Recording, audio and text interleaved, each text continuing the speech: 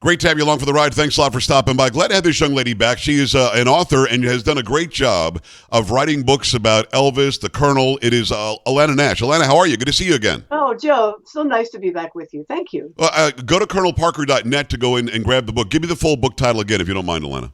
It's The Colonel, the extraordinary story of Colonel Tom Parker and Elvis Presley. And it is an extraordinary story, without a doubt. It's a one of a lifetime, maybe one of a millennium story, to be honest with you.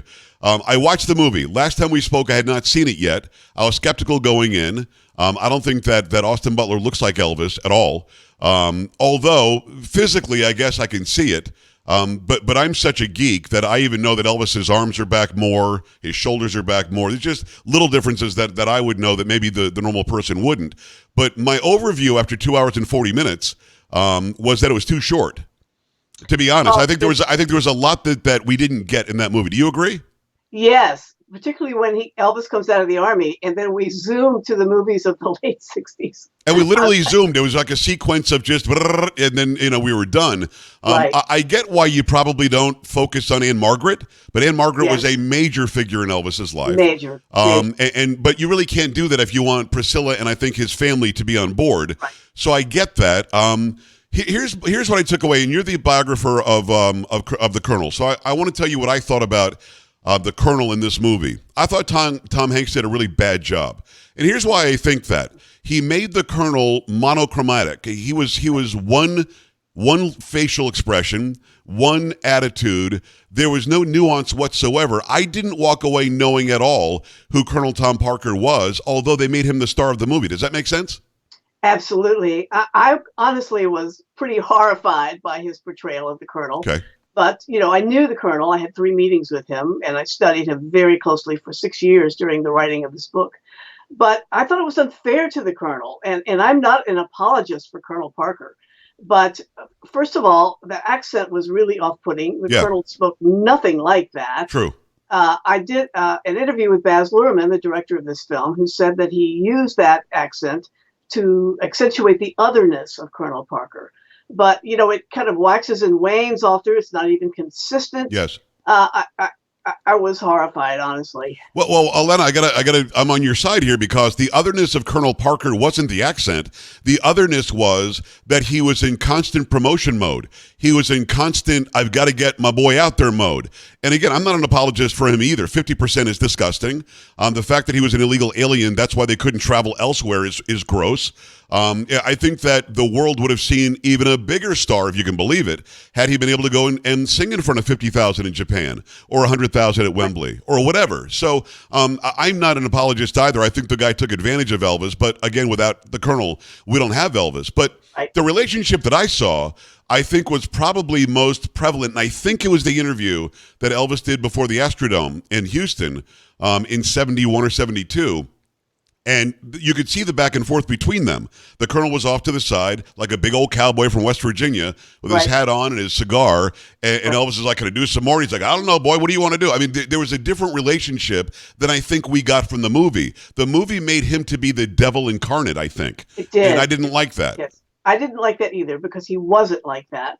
And the other thing it did in that sequence about the 68 special was to make him out to be an imbecile.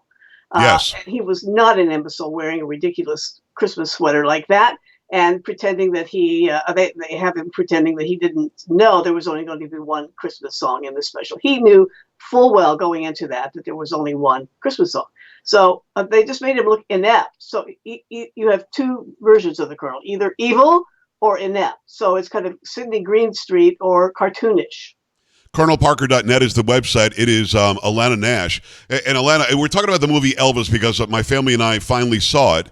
And again, I enjoyed it. I want to make sure that I'm clear on my thoughts on Austin Butler. I think that he did the best job that I've ever seen. I mean, for God's sakes, he's not 5'6" Kurt Russell trying to be, Elvis. So I enjoyed his portrayal. And you're right. You told me last time as the movie goes on, I'm going to start forgetting that it's Austin Butler. I bought into him being Elvis because I think how he carried himself, the attitude I thought Elvis would have in private moments, although we didn't know him in private moments.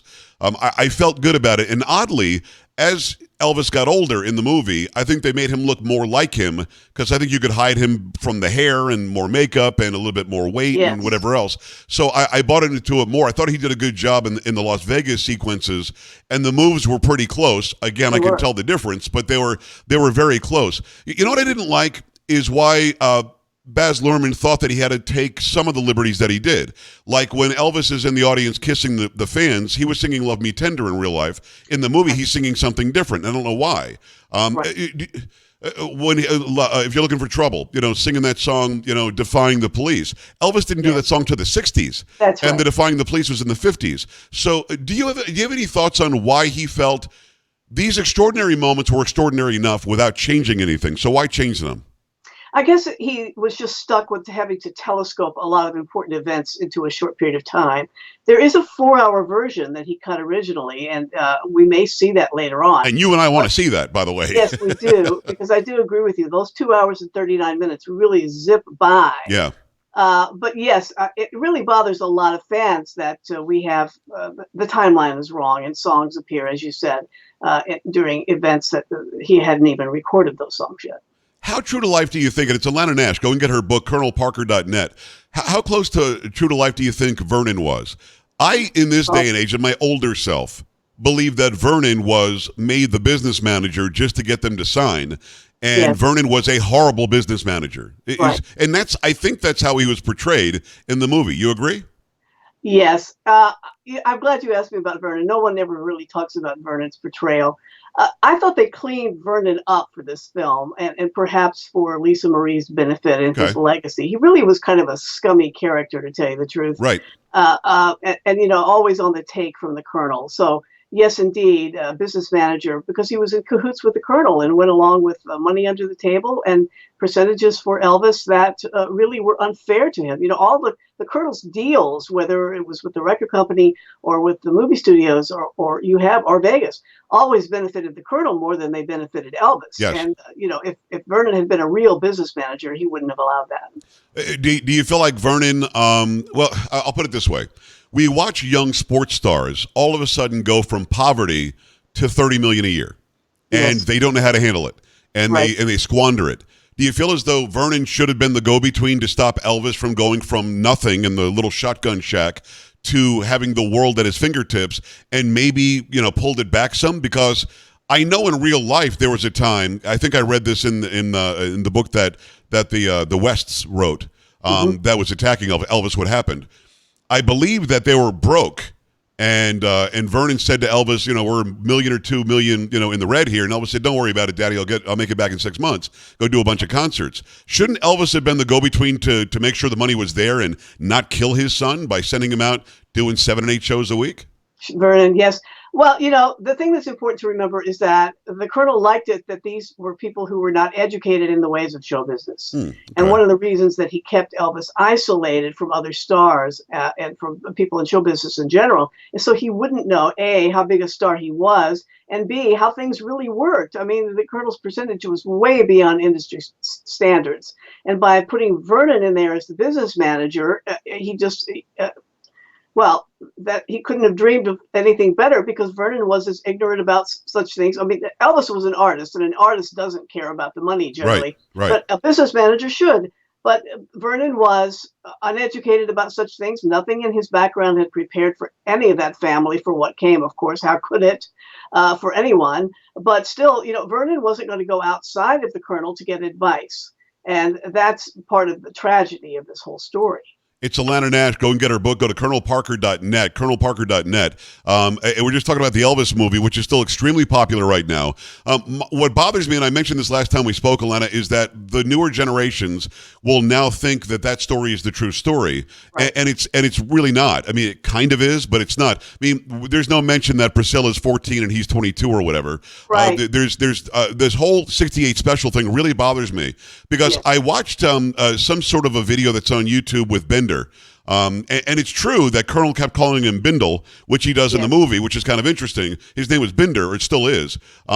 But he says that he and the Colonel got along, and they played cards every night, and there was no sort of angst and distrust between them. And you're right, there was supposed to be maybe one Christmas song at the end, but they changed it to memorialize Martin Luther King Jr. with "If I Can Dream." If I Can Dream. So why even pretend that Bobby Kennedy was involved? Because that shooting didn't happen during the filming of that special, and why pretend that there was this angst between the producers? Yeah. And with the Colonel, there wasn't. Well, they also cut out a character named Bob Finkel, who really was the producer who was in charge of managing the Colonel. Yes. And I would love to have seen that as well, because Bob Finkel and the Colonel had a terrific relationship, and they were playing jokes on each other. And part of that was designed on Steve's part to keep Colonel occupied. Right. But Bob had nothing. I interviewed Bob Finkel and of course, Steve. But Bob had nothing but great things to say about the Colonel, honestly. It's kind of interesting to watch those relationships as they spelled them out. I mean, the 68 special was 50 some odd years ago. It's not like it was 300 years ago. We all really know what happened in that special. And I think that they probably could, and again, this is me just as a super fan, but tell me what you think. They could have spent more time on the writing of the song, If I Can Dream, on how Elvis owned that song, how he recorded it. They had him do it live, which cost them more money, but they had him do it live because it was just that effective and just that good, instead of lip syncing it. I mean, there was so much nuance to connecting MLK's death, the civil rights, angst, and that song that they could have brought to the fore and really showed the consciousness that Elvis had. I know they did a little bit of that, like, well, Bobby Kennedy died, we have to have a message, and MLK died, we have to have a message, and this was just sort of an all-encompassing message. The story of that song specifically could have been 30 minutes. Yes, and they missed a great opportunity there. I'm glad you mentioned that, because when Elvis first heard it, he wasn't sure it was right for him. He thought it was a little too Broadway. And then Steve and the arrangers and the songwriter suggested that he could put his own touch to it and blues it up a little bit. But, he had them play it about 5 times before he said yes. So it wasn't this instantaneous love of that song and making it his own. And watching him perform, I get that process, because once he says yes, he has to throw his entire self into it. And when you watch the performance, you know that's exactly what he did. It just bothers me that they felt as though, or Baz felt as though he needed to somehow embellish that because the audience was dumb. I think we would have gotten it had he told it just as it was. So were the singer guys really there? And were they really promised, here comes Santa Claus or whatever? I mean, was any of that true, do you think? Not Here Comes Santa Claus. No, I mean, there was a singer representative, but there wasn't anything that went on the way you're describing. And the stupid sweater cracked me up every time. It's just so dumb. And then the whole idea that there were 50, Santa's elves waiting in the wings, none of that happened, right? None of that happened. No, you're right. But, there's an agenda in the film, and part of it is to rescue Elvis from some rumor or notion that he didn't like black performers. And then he ripped off their music, but didn't care for them personally. So you see this on the emphasis on black music all through the film, and particularly when we get to the 68 special here because of his social consciousness.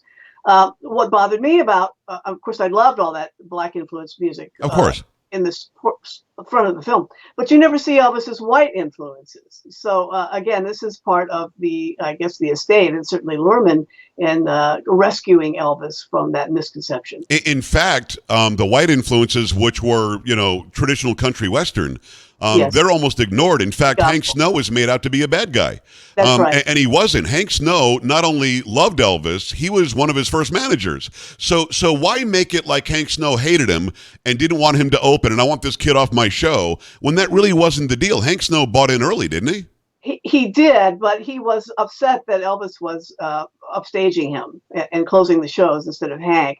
But, Luhrmann missed a great opportunity there, because if he really wanted to make Colonel out to be this total villain, I mean, one of the really awful points of this story is that Hank Snow thought that they were signing Elvis to the company that they held jointly. Right. And instead, the Colonel took 2 contracts to Memphis. One signed Elvis to the company, and the other signed Elvis to the Colonel exclusively. Wow. And that's the contract he got the family to sign, cutting Hank Snow out of probably the most lucrative star of the 20th century. It's Alanna Nash. Go and get her book, colonelparker.net, colonelparker.net.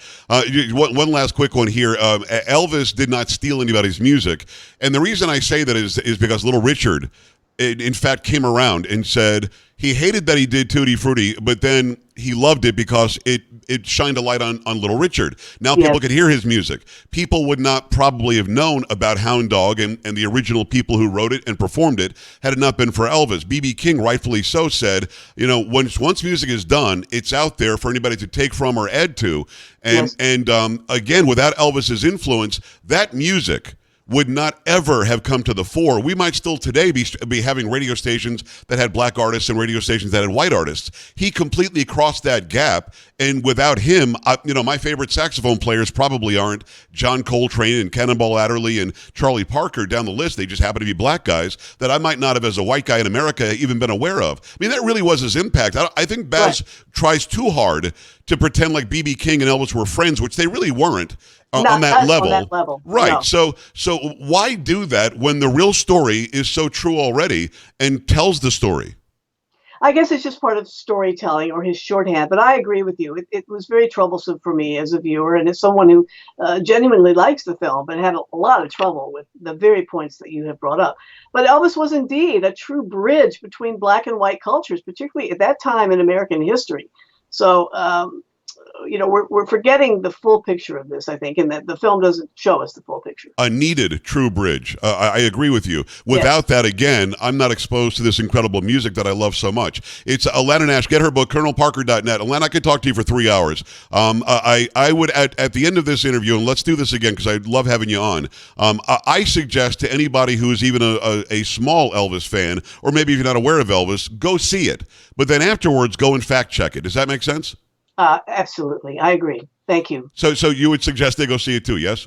Oh, yeah. It's enormously entertaining. And, Elvis Presley is a great American original. But in America, not so much in Europe, but in America, he's become kind of a joke. And one of the main reasons they wanted to do this film was to bring him back out of that and restore respect for him as a great, great, deep and true artist. And I do think the film does that and introduces him to younger generations. And I think it's kind of fun to research it afterwards to see what they got right, what they got wrong. Alanna, thank you so much. Let's do it again, okay? Thank you. I'd love it. All right, we're back after this. Stay right here.